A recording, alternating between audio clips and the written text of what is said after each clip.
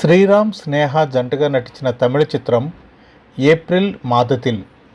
యువన్ శంకర్ రాజా సంగీతం అందించిన ఈ సినిమా ద్వారా ఎస్ఎస్ స్టాన్లీ డైరెక్టర్గా పరిచయం అయ్యారు.